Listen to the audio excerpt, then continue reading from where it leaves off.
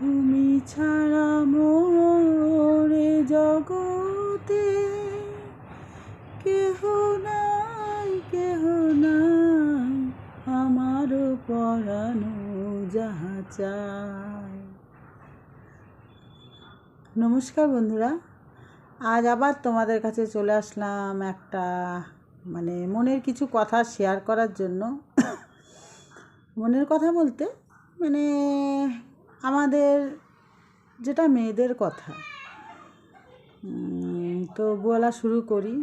তোমরা আশা করি সবাই ভালো আছো, আমিও ভালো আছি।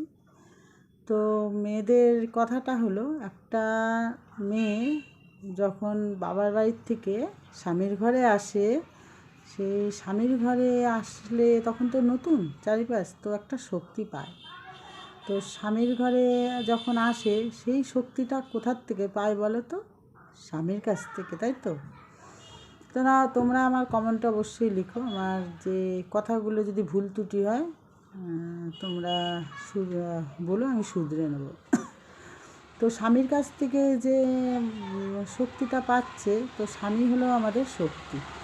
তো স্বামীর অনেকগুলো রূপ আছে। যেমন আমরা বাবার বাড়ির থেকে আসি, সেই বাবার বাড়ির একটা শক্তি থাকে, বাবার বাড়ির আমাদের মেয়েদের, সেই শক্তিটা কিন্তু আমরা আবার স্বামীর ঘরে এসেও পাই। তো আমি স্বামীর দিয়ে রূপের কথাটা বলছি। স্বামীর আমাদের কিন্তু অচেনা না, সবই স্বামীর মধ্যে একটা যা জিনিস আছে সেটা আমাদের বাবার বাড়ির মধ্যে, বাবার বাড়ি ফ্যামিলি যেটা আমাদের বাবার বাড়ি, তাদের প্রত্যেকের কাছেই সেই রূপটা আমাদের স্বামীর মধ্যে আছে। তো স্বামীর মধ্যে রূপটা বলতে প্রথমত মা হলো স্নেহ আর আগলে রাখে। মার রূপটা হলো স্বামীর মধ্যে পাই। তো মা স্নেহ মায়া মমতা দিয়ে আগলে রাখে, স্বামীও তো তাই, স্নেহ আর মায়া মমতা দিয়ে আগলে রাখে। আর বাবার কথাটা বলি, বাবার রূপটা হলো শাসন আর ভালোবাসা, তাই তো? শাসন আর ভালোবাসা বাবার মধ্যে বাবা করে।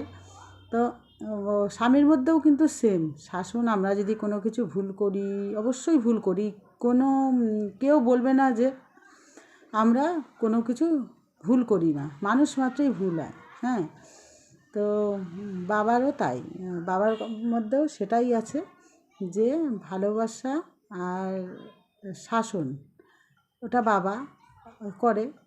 তো সেটা আমরা স্বামীর কাছে সেই রূপটা কিন্তু পাচ্ছি, বলো পাচ্ছি তো? তাহলে মা আর বাবার রূপটা একটা শক্তি আমরা পেয়ে যাই। তা শক্তিটা কথাটা নিয়েই আমি বলছি, এই টপিকটা নিয়েই বলছি। আর হলো ভাই আর বোন, ভাই বোন হলো খুনসুটি মারপিট সবার মধ্যেই হয়, আমাদেরও হয়েছে বাড়িতে, আমারও ভাই বোনের মধ্যে খুনসুটি মারপিট হয়েছে। তাহলে আমাদের স্বামীরাও কিন্তু সেরকম করে খুনসুটি, ইয়ার্কি, যেমন ভাই বোনের চুল ধরে টানে, সেরকম স্বামীর মধ্যেও হয়। তাহলে স্বামীর মধ্যেও ভাই বোনের রূপটা আছে কি বলো? সেই রূপটা আছে, তাহলে সেটা একটা শক্তি। আর হলো আর একটা হলো দাদা দিদি,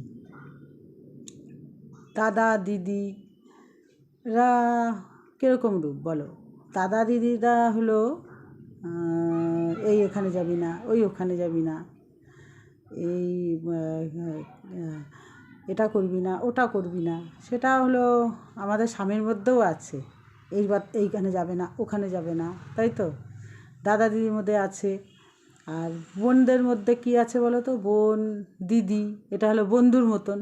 তাহলে বোন দিদির মধ্যে রূপটাও বন্ধুর মতন আমাদের সঙ্গে মেশে। তাহলে বোন আর দিদির রূপটাও কিন্তু স্বামীর মধ্যেই পাচ্ছি, বন্ধুর মতন। তা স্বামী তো বন্ধুই, তাহলে স্বামীরও একটা রূপ এটা। তাহলে আমাদের কতগুলো শক্তি কিন্তু আমরা নিয়েই আসি। যেমন বাবার বাড়ির একটা শক্তি থাকে, সেটা কিন্তু আমরা কখনো হারাই না, সেটা আবার শ্বশুরবাড়িতে এসেও পাচ্ছি তো, বলো? তো আর ভালোবাসা দিয়ে জীবনসঙ্গী হিসাবে চলে স্বামী। তাহলে স্বামী হলো আমাদের জীবনের একটা শক্তি। তাহলে মেয়েদের শক্তি কিন্তু কোনো সময় হারায় না। একটা যেমন বাবার বাড়ির থেকে আমরা আসছি একটা শক্তি ছেড়ে, আবার সেই রূপটা বা শক্তিটা আমরা পেয়ে যাচ্ছি আমাদের স্বামীর কাছে, শ্বশুর বাড়িতে, তাই তো? শ্বশুর বাড়িতে আসলে স্বামী তো আগলে রাখে, বলো।